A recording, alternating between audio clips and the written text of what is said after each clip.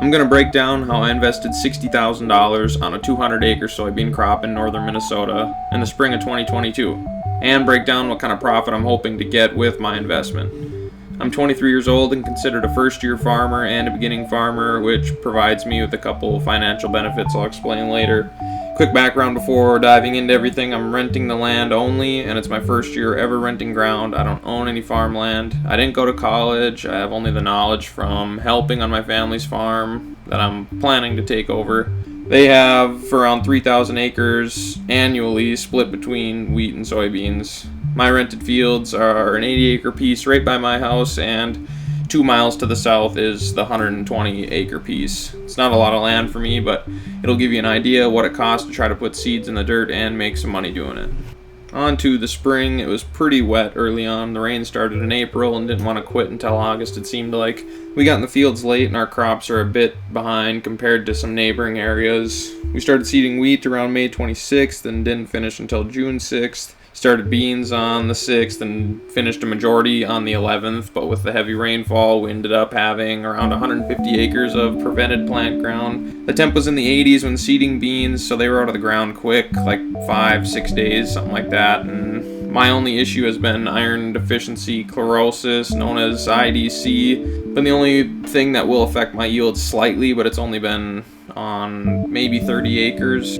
High pH levels in the soil causing that, and it didn't help that it was so wet for most of the early season. Aphids haven't been bad. I can find them, but no noticeable damage, and no grasshoppers doing any damage.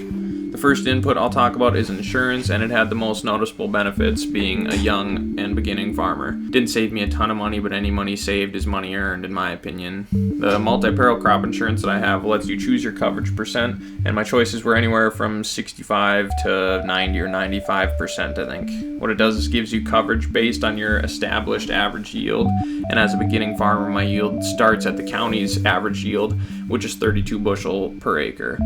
I chose 75% coverage of my 32 bushel average with a $6.68 per acre premium because the 80% coverage was $13.60 an acre, I believe, and that seemed like a no-brainer there. So for under $1,300, I'm guaranteed 24 bushel per acre at $14.33 a bushel, which is the price they locked in last fall for insured beans, and that amounts to 65 grand, I think. So I'm insured to make 5 grand over my investment already. Noticeable difference was that my family went with 70% coverage and their premium was around $13. So for half the price, I'm guaranteed an extra 5% coverage.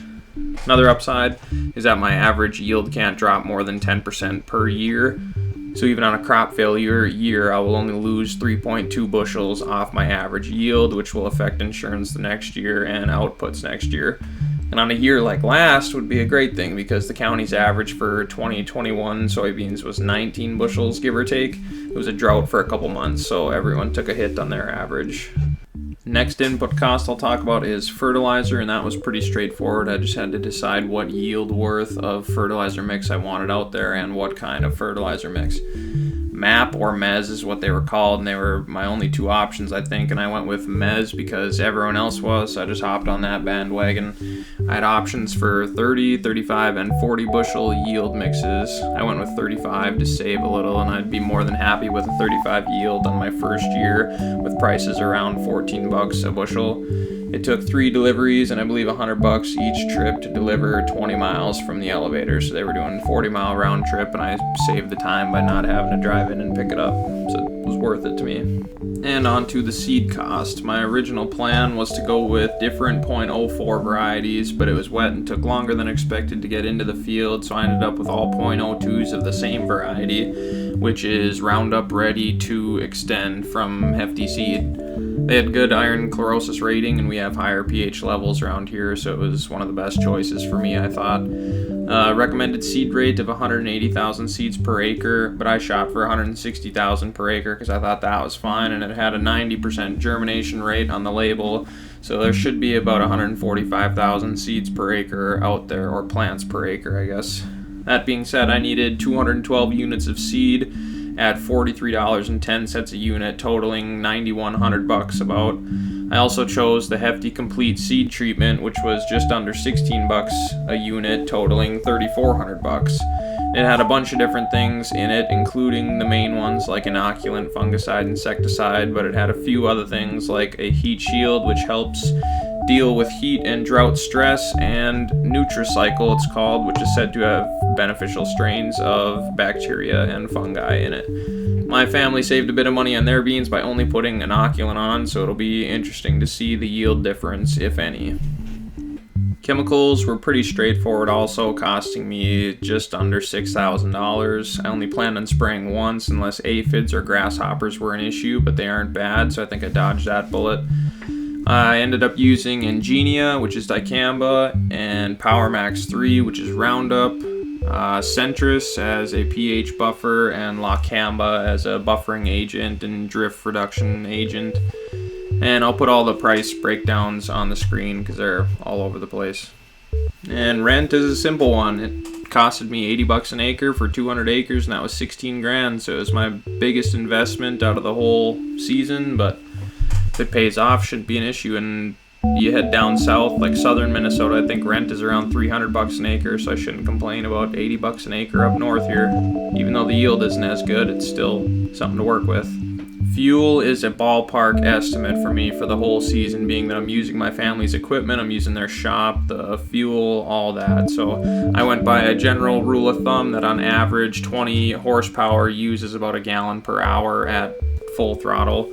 So I just picked an average of 200 horsepower at full throttle, which is 10 gallons an hour, and with fuel at $5.30, give or take a gallon, it adds up to, let's just say, 50 bucks an hour.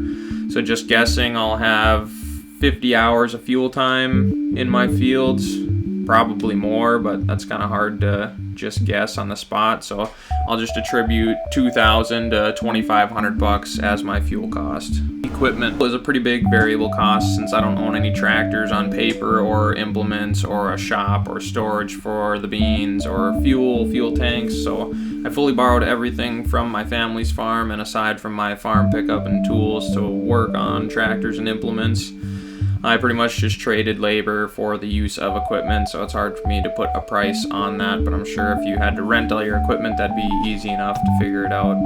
And personal labor and living expense as a solo manager, operator for a farm, you have to take that into consideration, and I chose to pay myself $500 a month, which is plenty for me with my other repairs job, so about $6,000 a year is what I'm attributing this year anyway. It might be different next year and maybe a bonus at the end of it if things work out well, who knows.